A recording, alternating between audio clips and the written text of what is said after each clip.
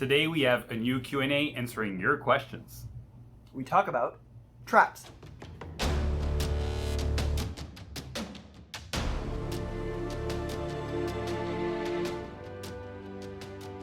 Hi, I'm Chris. And I'm Matt. Welcome to Roleplay Chat. We are two game masters who can't stop talking about role-playing games. And today we talk about traps.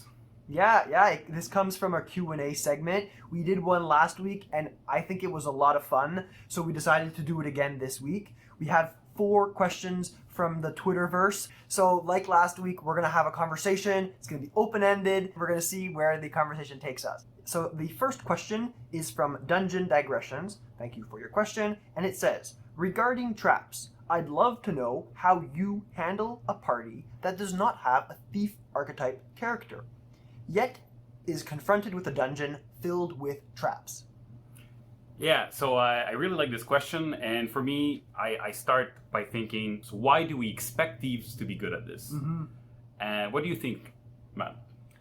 I mean, it is system specific, but I think in most systems there is this kind of thief archetype. They usually have a proficiency of some kind in lockpicks or thieves' tools or something like that.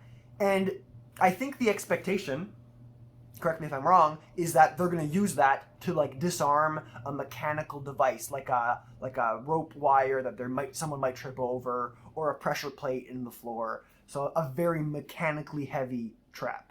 And I think that is where the solution is. It's like considering the fact that traps are not only mechanical.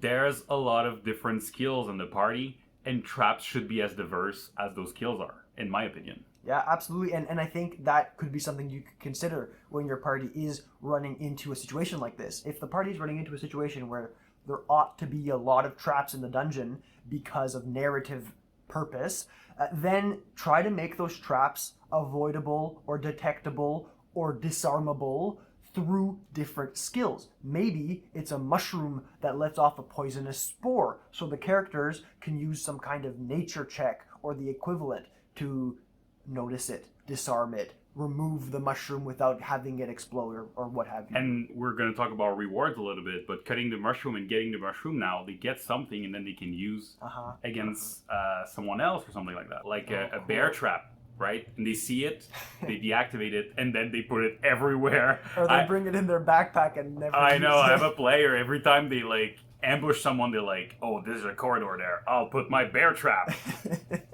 And sometimes it works, right? So players can trap too. That's the thing, right? It's not only the enemies.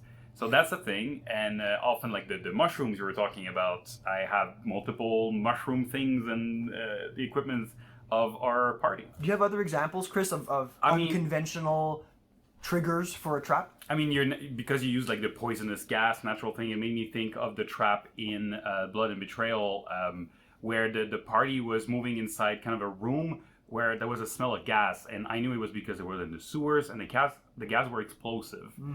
So it wasn't like someone setting a trap. It was just naturally there, and the Skavens that were there around were not using lanterns, so never a problem. But when our heroes move in with their torch or whatever they were using, then I had the ranger or whoever is good in my system's called wilderness or survival or whatever you're using, they had a chance to figure out that this gas was explosive before it exploded. They failed, it exploded, killed a bunch of Skaven through, like, created an alarm where everybody now in the dungeon knew someone was there. So it really like tackled different, very interesting aspect of what a trap could be.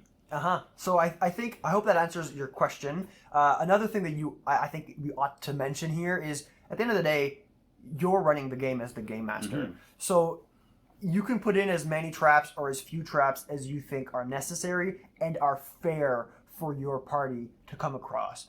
Of course, if you're kind of the game master school where you just put what's realistic, that's your prerogative. But by the nature of your question, I presume it's because you want to try and help the players out, or at the very least throw them a bone if they're confronted with an impossible situation. So just put in as many traps as you want, really. Awesome. So I think that answers that question. I hope it does anyway. So the next one is from Know Your Role. And this one is, I'd love to hear your thoughts on how to use traps in a dungeon without bringing the game to a screeching halt of rolling perception, investigate checks every 10 feet. And then they go on to suggest some solutions, such as maybe limiting the number of checks, or being time sensitive, or strictly relying on the adventurer's passive perceptions.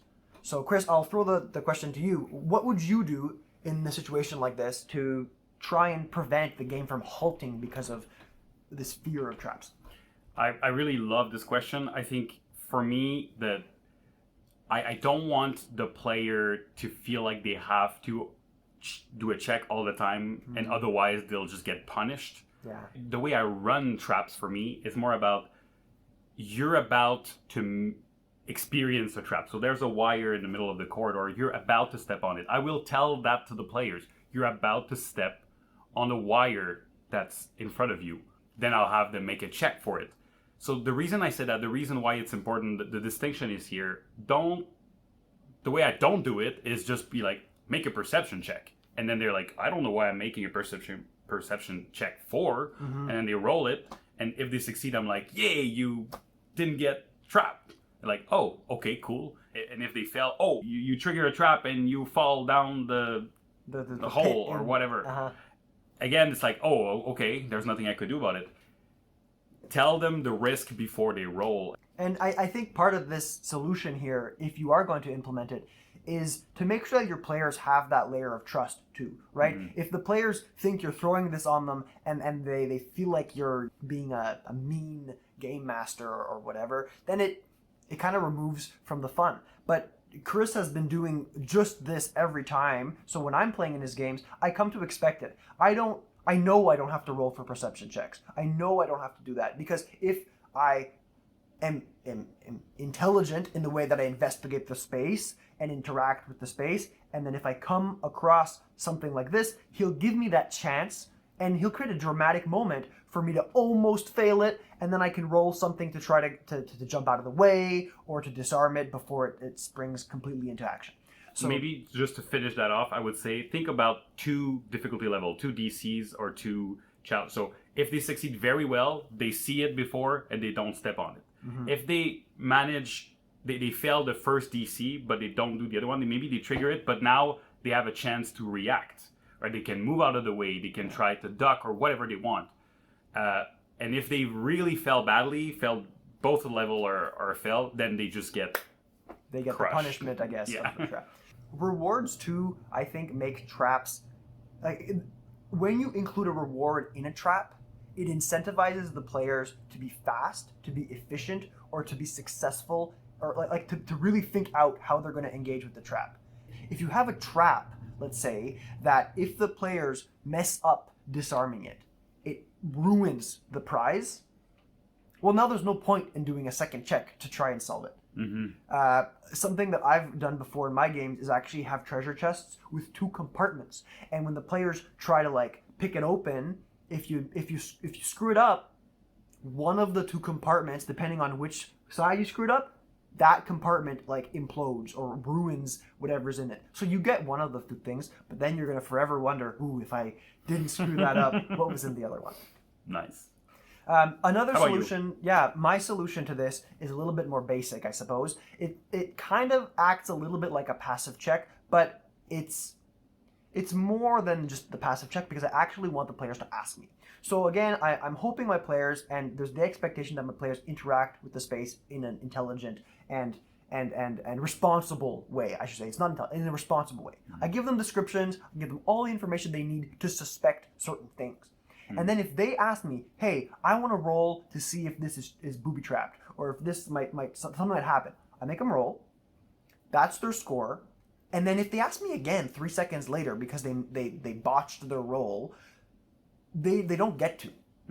That first roll is how good they are at finding traps until the circumstance changes.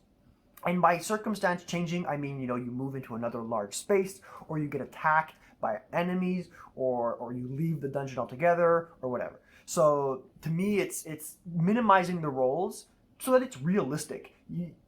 And this kind of applies to a lot of skills checks, to be honest. it's not realistic for someone to do the same skill over and over and over again without wasting a lot of time. And hopefully the game is your game is designed in a way that there's something pushing them forward. There's time crunches, or there's a risk of failure if they don't finish in a certain amount of time. So it's using your judgment and using this blanket role, not feel obligated that every time they say, I look at a wall, I look at a box, I look at something else, they don't get to make different roles. Yeah, exactly. So I hope that answers that question. Obviously, you can always just say that it's causing a problem to your game. If it's ruining your fun as a game master, it's valid for you to mention it and say, hey guys, this is ruining my fun, it's really slowing the game down, I think we should limit these roles. That's also a valid solution to this problem. The power of no, right? The power of saying, no, you don't get another role. Don't feel obligated to give it. Yeah. But don't be mean either, but yeah. Yeah, be mean. All right, let's go on to the next question. The next question, let me go find it, is from Susurrating Sigil. Am I saying that right? Yeah. I hope I'm saying it right. So their question is, should a trap just be a straight out damage, no damage situation? Or should there be another element to it, like a puzzle, combat, reward, or another aspect? So if you don't mind, Chris, I'll try to answer this one first, if that's okay. Mm-hmm. So I think, in my opinion, it should definitely be the latter. I don't think a trap is fun if all it is something removing HP from a character. To me, there are more elements to a role-playing game than that. Obviously, if that's your fun and that's your player's fun, feel free to do it. But I think it should be more complex. It should be incorporated into combat. It should be incorporated into exploration. There needs to be something else to raise the stakes of the game, and the trap could be that. But if the trap is in isolation, it's not great. To me, it's not fun. I'm not sure, Chris, if that's how you feel about traps as well in this kind of situation. I mean, I can see how it's useful to have a trap by themselves to maybe punctuate exploration between two big scenes. Mm-hmm. But if I'm ever have to design a trap that it's in a corridor between two rooms that have interesting things, I'll just take the trap and move it in the other room. Because I prefer the complexity that it comes. And the fact that if they're in a corridor, I expect you can kind of see what's going on. But if you put it in the middle of combat, it's great because you never know. Maybe it's going to be the enemy that triggers it. Maybe they're going to see it, figure out how it works, and then use it against the enemy. There's a lot of possibility there. So it makes it a lot more interesting. And I agree with you.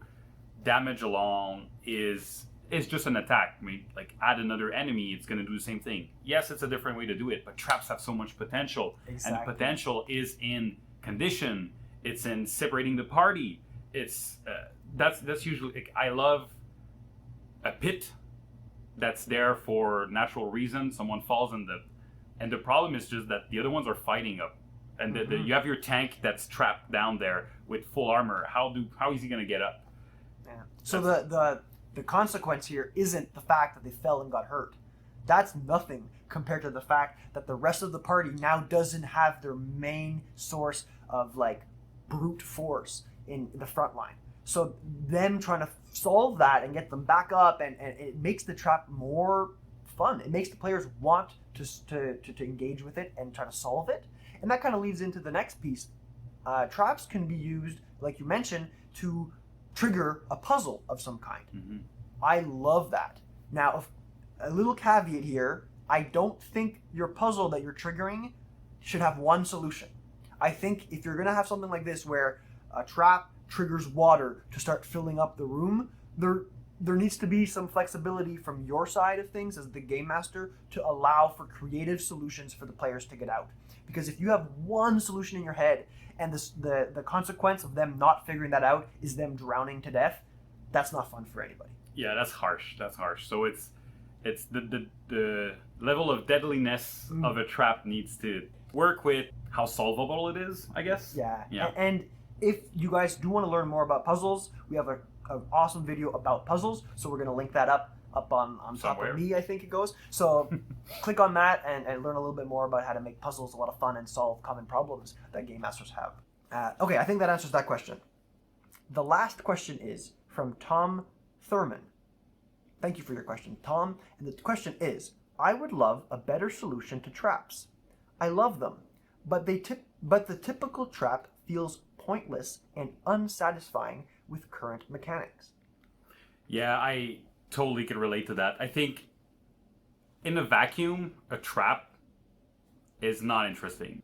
Maybe some people don't agree with this. I mean, you could make a very elaborated trap, but if it doesn't have a link to what you're trying to do, if it doesn't have a link with the story, if it doesn't elevate the tension, then it is pointless. Then it is pointless by definition. So how can we mitigate that? Although it seems like a simple question, I think it's pretty loaded. And like Chris said, we want to try and elevate drama. The purpose of a trap isn't just, in my opinion, or in Chris's opinion, to hurt the players. It's to create an obstacle that prevents the players from getting to where they want to go. And the obstacle ought to elevate the stakes, create drama, or elevate intrigue. So if you're doing these things, odds are your trap will feel like there's more purpose. Now, this is a little bit conceptual. So let's try to give a couple of examples. In my role-playing experience before we played together, my most memorable moment was one of my friends getting trapped while we're fighting a demon. And it was memorable because we were so outmatched that normally the group would have quit. But they were trapped. One of the players' character was trapped behind some kind of cage that trapped him. And because of that, we had to stay in the combat because otherwise he would die. Right? So just like pinning, like it's an environmental hazard that has consequences on how people will act. If it doesn't affect how players will act, then it doesn't have an effect on the game. That's fantastic. That's a really cool example. Another way to make traps feel interesting, I think, is to kind of toy with your players' expectations about what a trap will be or where it will be. Odds are, if your players encounter traps often, they can kind of start sniffing them out pretty quickly. So you can use that to your advantage. If you put them in a long corridor where the tiles alternate from brown to black to brown to black or what have you, and then one of the sequences in the middle is they're all white. Well, they're going to look at that and they're going to be like, oh, that's got to be a trap, and they're going to build it all up in their mind, and they're going to be looking all over the place. And then when you get them to there, maybe that wasn't the trap at all. Maybe there wasn't a trap. Maybe all of that, while they were distracted by looking at that, you had an enemy scout sneak up behind them, and now they're cornered in this long corridor, nowhere to go, and there's an enemy there that they have to fight. Or a pickpocket. I don't know. I'm just coming up with all kinds of stuff off the top of my head. But if you can toy with that expectation, now don't abuse it, because that's not very nice, but it can make them far more interesting, because your players now start to second guess the things that you're providing them, and you kind of misdirect them for the fun of the game. Yeah, and as a game master, I think it's part of the fun, and part of our role is to set expectation and then just change it. Give to the player what they think, but just in a different way. Yeah, a little different. For me, when I create something, I'm more of a realistic game master. So something I always ask myself is, when I create a character, it's always motivation. And for me, the equivalent for traps is, why is that trap there? Who needs that trap to be there? Or what created that trap? Like in my if it's a natural explosion from before, it was just from natural gas. I don't need more than that. It's fine. If there's a magic rune that shoots fireball, I mean, someone powerful put that there, right? I'm not gonna for a purpose to protect something, or to whatever you can come up with. But so that's why I usually put traps the other way around. I usually come up with the story, and are they going up a wizard tower? Then obviously there's going to be some wizard elements to it. And if the wizard needs that place to be protected, traps make sense. If they don't, then I won't even put traps. And I think it's part of like this realistic expectation about where a trap will be is important to ask yourself when you're designing your space, right?